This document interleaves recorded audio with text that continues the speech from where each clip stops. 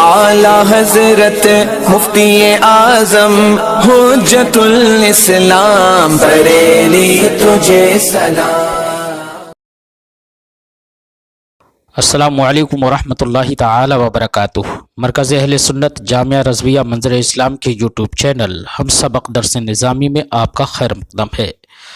پیارے بچوں، جنہوں نے اب تک ہمارے چینل کو سبسکرائب نہیں کیا ہے وہ ضرور سبسکرائب کر لیں اور بیل آئیکن بھی ٹچ کر دیں تاکہ کوئی بھی اپلوڈ آئے وہ اس کی نوٹیفیکیشن آپ تک فوراً پہنچ جائے، اور اپنے ساتھیوں سے بھی شیئر کریں، اور بات پسند آئے تو لائک بھی کریں۔ اب آپ کے سامنے شرح تہذیب کی تلخیص جو امداد اللبیب لفہم التہذیب کے نام سے ہے، اس کتاب کو پڑھائیں گے مفتی محمد قمر صاحب۔ آپ ان کو بغور سماعت فرمائیں۔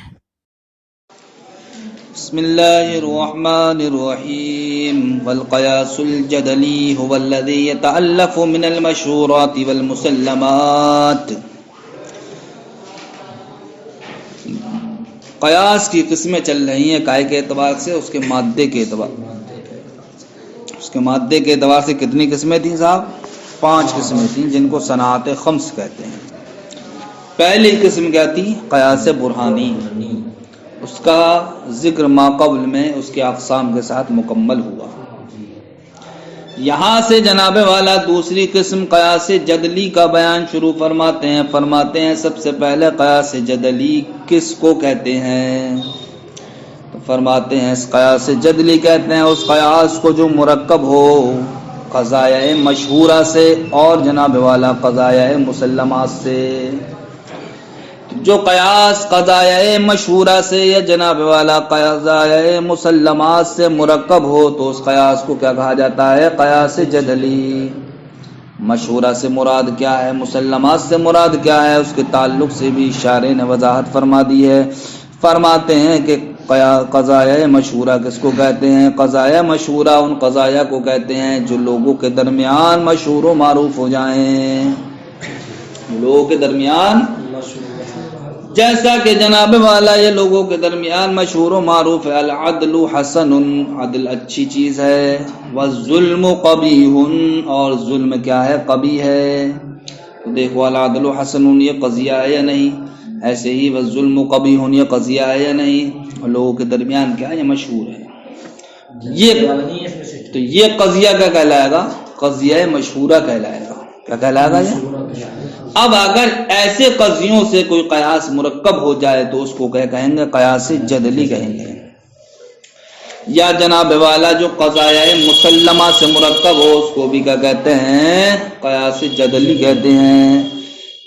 مسلمات کن قضایا کو کہا جاتا ہے؟ کہتے ہیں مسلمات ان قضایا کو کہا جاتا ہے کہ جس کو جناب والا خصم یعنی مد مقابل قبول کر لیتا ہے۔ کیوں؟ خاموش رہنے کی غرض سے۔ دو لوگوں کے درمیان مناظرہ ہو رہا ہے مثلا کسی بات کو لے کر، تو ہمارا جو فریق ہے اس نے ہمارے کسی مقدمے پر جناب والا اپنی گردن کو جھکا دیا، ہماری کسی بات کو کر لیا، تسلیم کر لیا ہے اس نے، اگرچہ وہ جناب والا بات کیا ہو، سچی نہ ہو بلکہ جھوٹی ہو۔ کیوں تسلیم کر لیتا ہے؟ تاکہ خاموشی برقرار رہے، یعنی چین و سکون رہے، امن کیا ہو، برباد نہ ہو۔ تو ہمارے فریق ثانی کا کسی مقدمے کو تسلیم کر لینا یہ کہلاتا ہے قضیہ مسلمہ۔ کیا کہلاتا ہے؟ قضیہ مسلمہ۔ یا جیسے جناب والا فقہائے کرام نے اصول فقہ کے جو مسائل ہیں ان کے آگے اپنے سروں کو خم کر دیا ہے، تسلیم کر لیا ہے، تو ان قضایا کو کیا کہا جائے گا؟ قضایا مسلمہ۔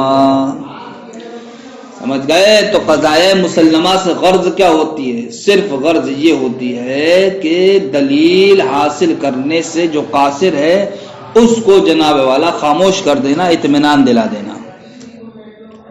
سمجھ گئے؟ یعنی کہ وقتی طور پر اس کو ساکت کر دینا، یا وقتی طور پر اس کو کیا کر دینا؟ اطمینان بخش دینا۔ تو ایسے قضایا جو ہمارا فریق تسلیم کر لے، سمجھ گیا، بغیر کسی دلیل کے، تو ان قضایا کو کیا کہتے ہیں؟ قضایا مسلمہ۔ تو اب ایسے قضایا سے کوئی قیاس مرکب ہو تو اس قیاس کو کیا کہیں گے؟ قیاس جدلی۔ کیا کہیں گے؟ قیاس جدلی۔ والقیاس الجدلی، جو قیاس جدلی کہتے ہیں، والذی یتعلق، جو مرکب ہو من المشہورات، مشہورات سے، والمسلمات، اور جناب والا قضایا مسلمات سے۔ والمشہورات، مشہورات کس کو کہتے ہیں؟ ہی القضایا التي تشتہر فیما بین الناس، وہ قضایا ہیں جو لوگوں کے درمیان مشہور و معروف ہوں، جیسا کہ ہمارا قول العدل حسن والظلم قبیح۔ مسلمات وہ قضایا ہیں کہ التي يقبلها الخصم، کہ جس کو مد مقابل قبول کر لیتا ہے، لقصد الافحام، خاموش رہنے کی غرض سے، کتسلیم الفقہاء، جیسے کہ فقہاء کرام کا مسائل اصول فقہ کو تسلیم کر لینا۔ والغرض منہ، اس سے غرض کیا ہوتی ہے، مقصد کیا ہوتا ہے؟ اقناع القاصر عن ترک البرہان، دلیل کو حاصل کرنے سے قاصر انسان کو اطمینان بخش دینا۔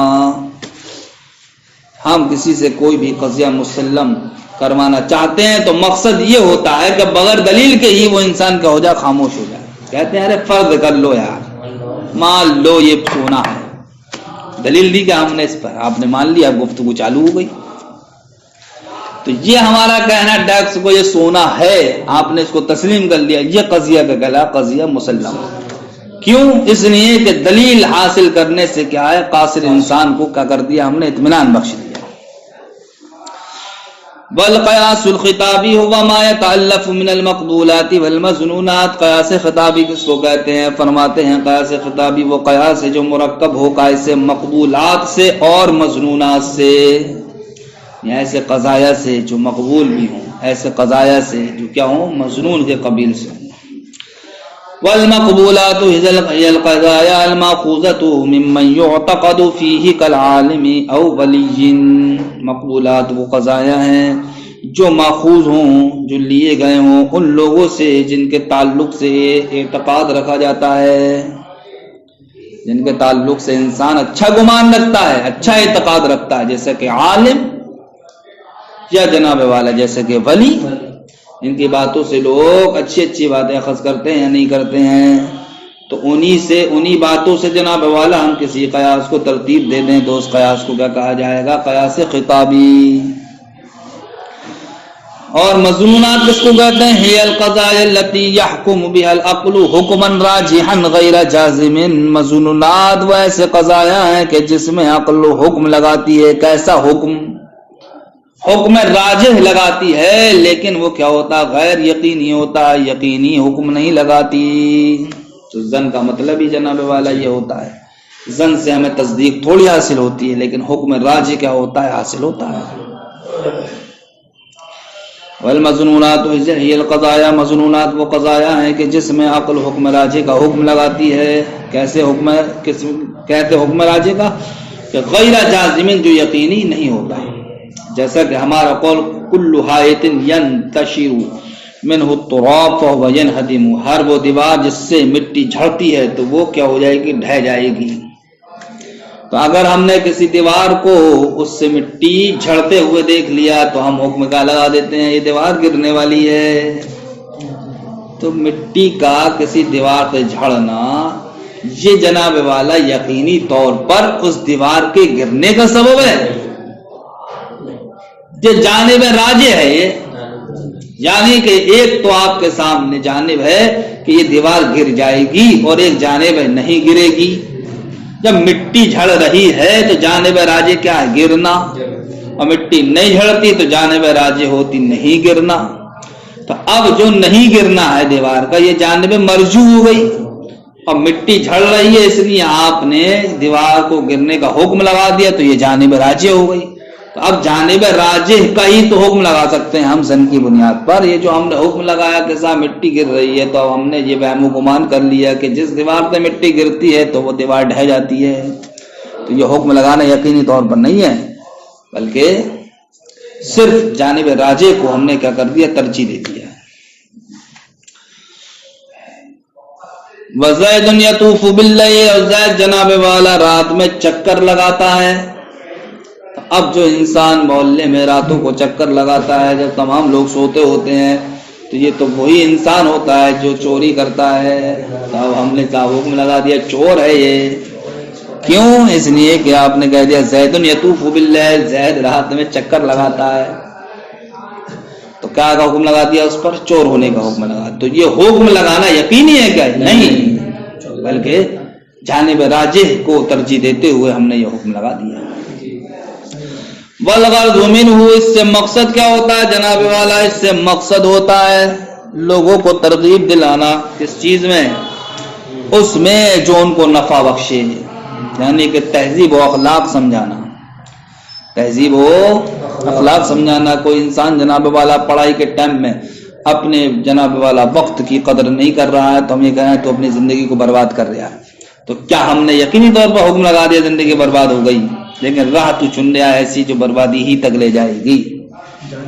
تو اب ہم آپ کو جو یہ بات نصیحت کر رہے ہیں اس لیے کر رہے ہیں کہ ہم آپ کو رغبت دلائیں کائی کی جانب، کامیابی کی جانب، ہم آپ کو اس بات کی جانب لے جائیں جو آپ کے لیے نفع بخش ہو.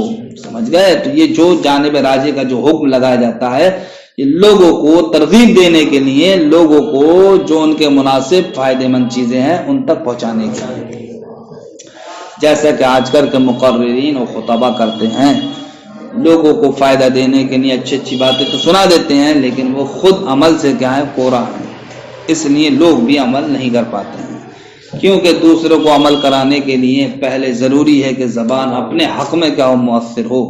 اور جب تک یہ زبان اپنے حق میں مؤثر نہیں ہوگی تو اس زبان سے اگرچہ جواہرات نکلیں، سمجھ گئے، موتی نکلیں، لیکن کوئی انسان قبول نہیں کرے گا. والغرض منہ ترغیب الناس فیما ینفعهم، اور اس سے غرض کیا ہوتی ہے، مقصد کیا ہوتا ہے؟ لوگوں کو ترغیب دلانا ان چیزوں میں جو لوگوں کو نفع بخشتی ہیں، یعنی کہ تہذیب اخلاق اور دینی معاملات اور دنیاوی معاملات. کما یفعلہ الوعاظ والخطباء، جیسا کہ جناب والا واعظین اور خطبہ کرتے ہیں. ایک بات روز شریف پڑھ لی اگر آپ نے، جنتی ہو گئے، جنت میں فلاں درخت لگ گیا، اس درخت کے اتنے پتے ہوتے ہیں، ان پتوں میں سے جناب والا وہ پرندہ کیا کرتا ہے، وہی نہیں انسان درود پڑھتا ہے تو ایک پرندہ غوطہ مارتا ہے. اب وہ غوطہ مارنے کے بعد اپنے پروں کو ہلاتا ہے تو پروں سے جناب والا جتنی بوندیں نکلتی ہیں اللہ رب العزت ہر ایک سے پرندہ پیدا فرماتا ہے.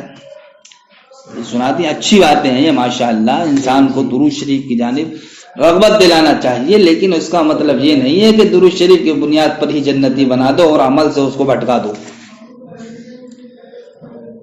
صحابہ کرام نے خود نبی کریم صلی اللہ تعالیٰ علیہ وسلم نے کتنی عبادتیں کی ہیں کہ جناب والا سرکار کے قدم مبارک پر بھرما جایا کرتا تھا.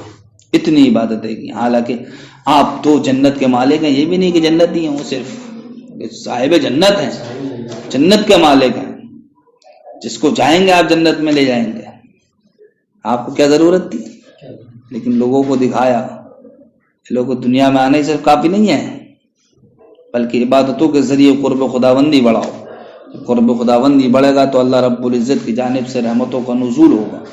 سمجھ گئے؟ جب رضا خدا تعالیٰ کی جانب تمہاری بڑھے گی، جب خدا تعالیٰ تم سے راضی ہوگا تو انشاءاللہ تمہارا ٹھکانہ جنت ہی بن جائے گا.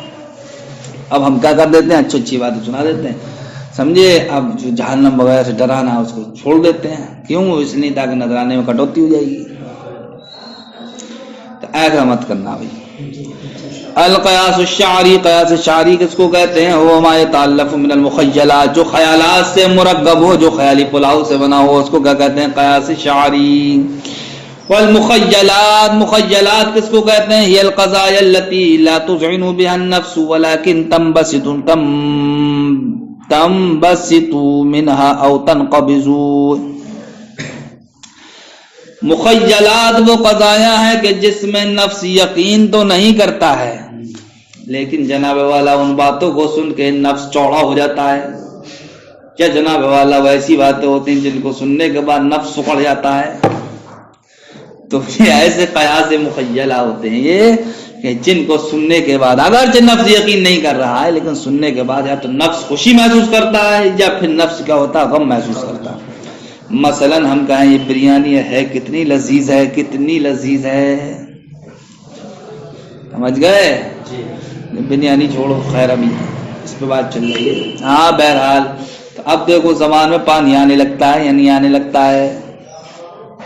زبان میں پانی آ جاتا ہے بھائی تو نفس جو خوشی محسوس کرتا نہیں کرتا. اور جناب والا کہہ دیا جائے یہ دوائی بہت ہی کڑوی ہے لیکن اس کو تمام کو پینا ہے. اب بتاؤ ایسی صورت میں دوائی بھی رکھی ہے اور پینا بھی سخت آرڈر ہو گیا ہے تو اب نفس جناب والا قرآن محسوس کرے گا یا نہیں کرے گا؟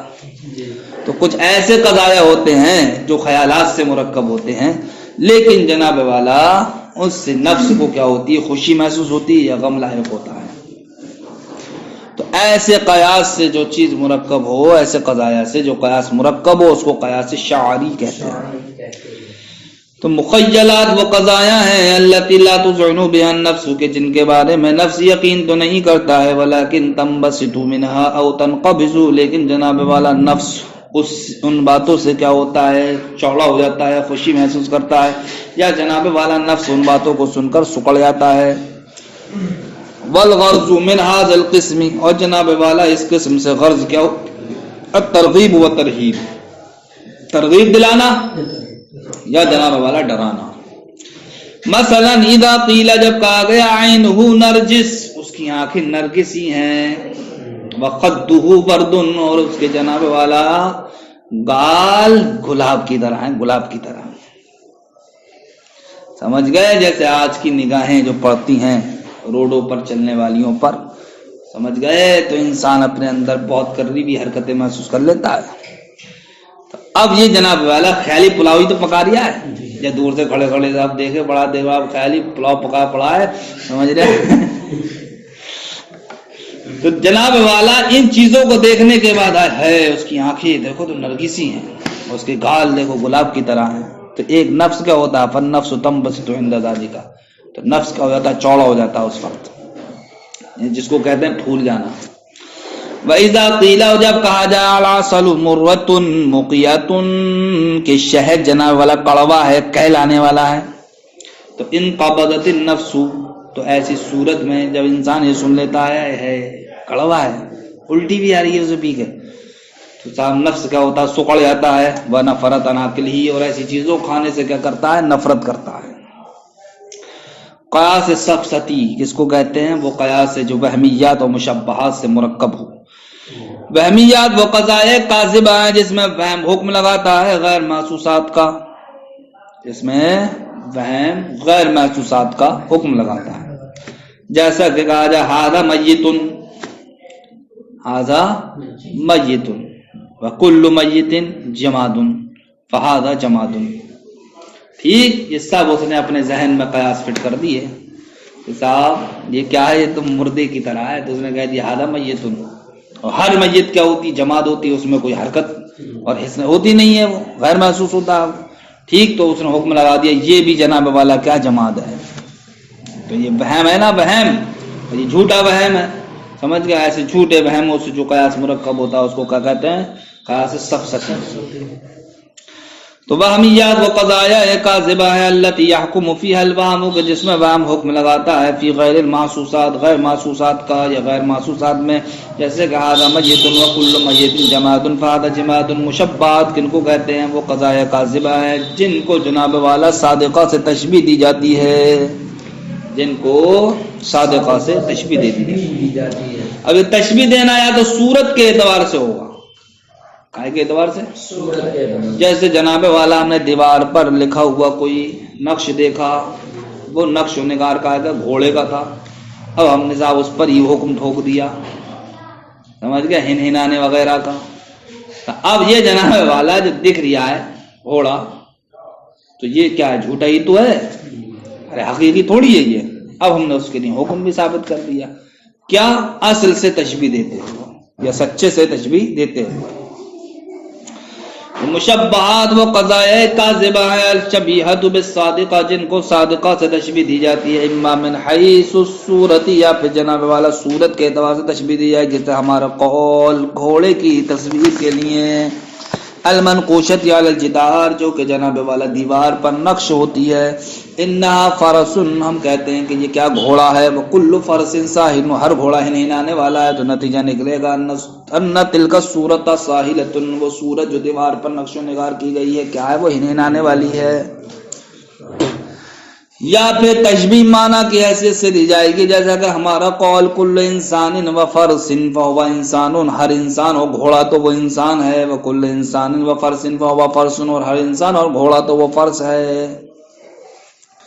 سمجھ گئے؟ تو نتیجہ کیا نکلے گا، ان بعض الانسان فرس، بعض انسان کیا ہے، گھوڑا ہے۔ یہ غلط ہے۔ کیوں غلط ہے؟ اس لیے غلط ہے کہ اس میں جناب والا جو دونوں مقدمے ہیں وہ موجود ہی نہیں ہے، کوئی چیز ایسی ہے ہی نہیں کہ صاحب انسان بھی ہو گھوڑا بھی ہو، یا تو انسان ہوگی یا گھوڑا ہوگی، گھوڑا ہوگی تو انسان نہیں، انسان ہوگی تو گھوڑا نہیں۔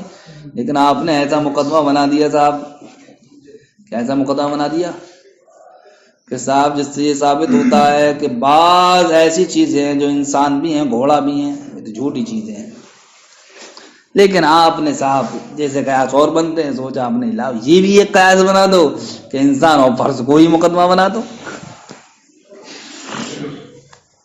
جیسے ہمارا قول کل انسان و فرس فہو انسان و کل انسان و فرس فہو فرس، ینتج نتیجہ دے گا اس بات کا کہ بعض الانسان فرس، بعض انسان کیا فرس ہیں۔ والغلط فیہ، اس میں غلط بات یہ ہے کہ ان موضوع المقدمتین، کہ مقدموں کا موضوع لیس بموجود، موجود نہیں ہے۔ کیوں؟ اذ لیس شیء یصدق علیہ، اس لیے کہ ایسی کوئی چیز نہیں ہے جو اس پر صادق آئے کہ انہ انسان و فرس، کہ وہ چیز انسان بھی ہے اور فرس بھی ہے۔ کل سے انشاءاللہ آپ خاتمے کو ملاحظہ کریں گے۔ السلام علیکم ورحمۃ اللہ۔